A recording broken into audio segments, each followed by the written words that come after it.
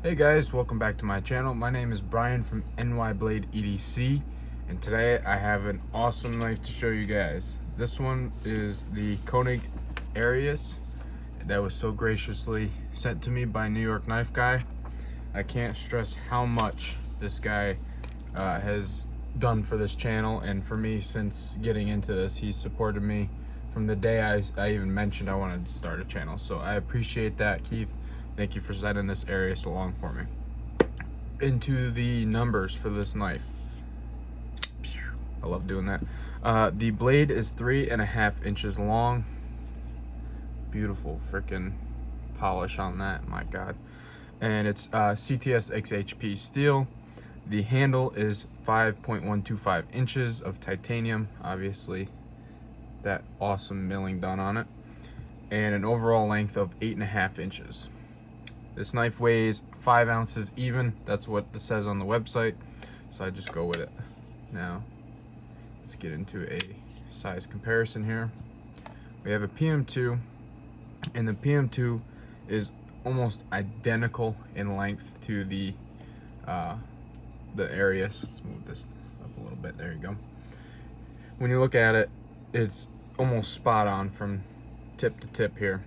It's basically, if you have PM2, look at the length. That's the length of the Arius. Now we have the Benchmade 940, which the Arius is longer than. Let's get that out of there. And I almost just pulled my drink onto this. That would have been bad. The Hinder XM18, 3.5 inch version. This is the larger of the two. So almost identical length, as you can see here. So it's a good overall length knife. Actually, one of my favorite lengths is 8.5 overall. Now, size comparison is done. Into my rating system. So obviously, like I just said, the size on this knife is one of my favorites. 3.5 inch blade is the exact perfect amount in my opinion. Not too big, not too small. You get a cool hollow grind on this thing, nice size handle, and overall in the pocket, it's not massive. It is a large knife for some people, but it's not a massive knife. It fits in the pocket well. You don't have any issue with trying to get your hand in there. So that's I gave this a rating for the size of 16 out of 20, so very good. And then now onto ergos. So the ergos on this knife are actually surprisingly very nicely done. So I always thought this area right here would be too thin and cause you to like almost be pinching the knife, but it feels the hand better once I have it in the hand. You know, in the images it does have that illusion that this would be too thin for you and it would feel weird, but no, that isn't the case at all. This nice fat wider area down here fills the palm beautifully. There's jimping here that is nicely done, that adds a little grip.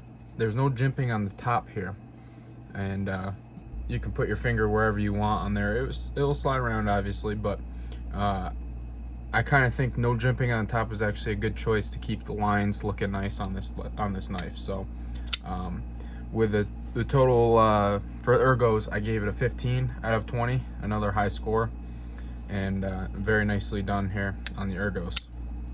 Now on to fit and finish. This is the Koenig knives. I mean, there's not really anything to say about this. This thing is fantastic. So I looked at this really tough, and I looked at it and I tried to find something about it to like just nitpick, you know. That's basically what I was doing. I try to nitpick with these to show how good certain makers are, how bad certain makers are, and stuff. So this one was very tough. I looked all over it.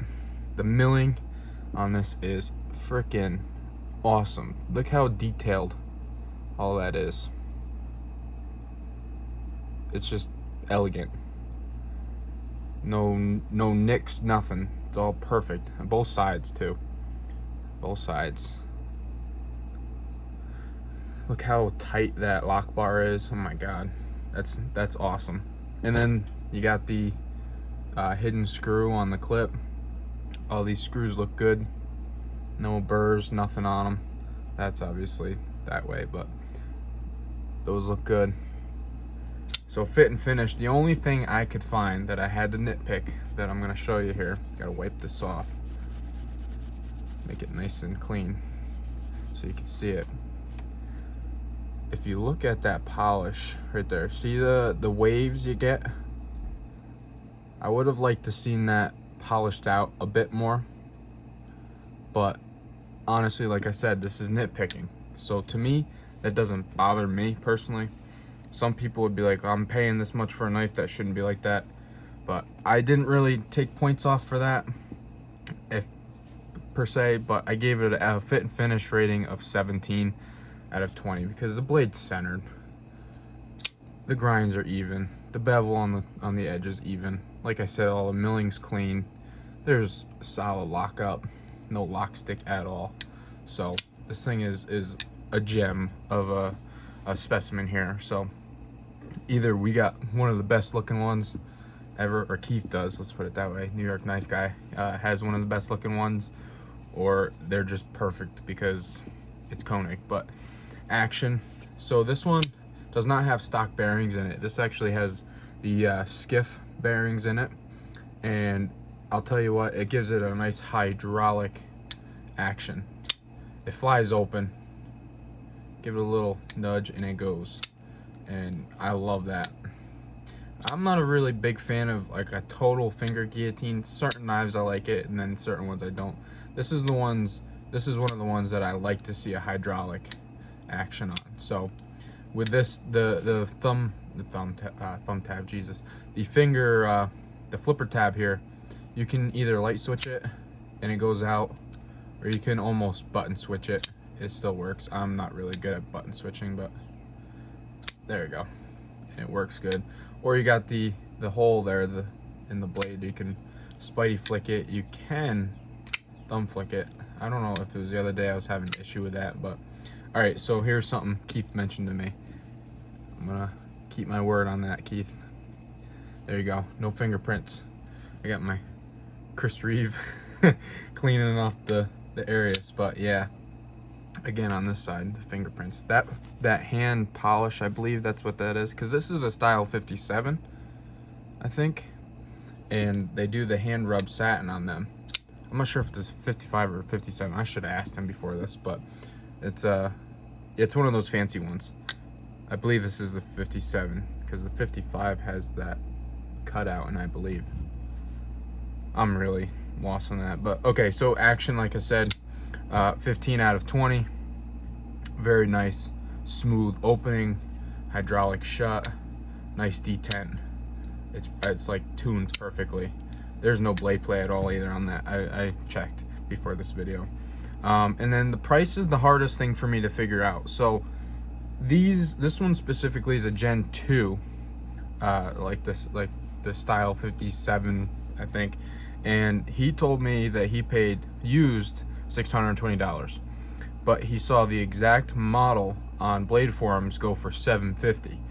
So in between those, I'm gonna go with like $700 for this knife, because I can't find the retail for this knife. I've looked everywhere specifically for this knife. I'm not trying to just look up the plain Jane, the new Gen 4s, because I think they're 5 something I saw somewhere, or 480 or something like that. But if that's the case, I'd pay all of that. Specifically this knife, I would pay $700 for this thing. This thing is a gorgeous knife. So with the price, I'm giving it a 16 out of 20, because this thing it's a piece of art. It's also very usable if you wanted to use it, but it's just a piece of craftsmanship, you know, American made here in the good old USA. So I think it's very worth that price tag.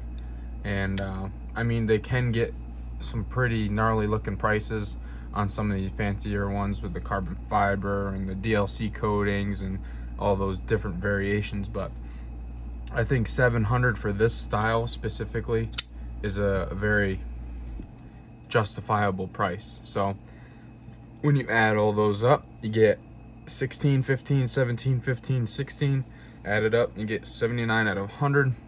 And I have here written on my notes, that the hype is absolutely real on this knife. So I always looked at it, like I said, I thought it was a funky looking knife. It's a very nice looking knife, but I thought it was a little funky with that skinny part there.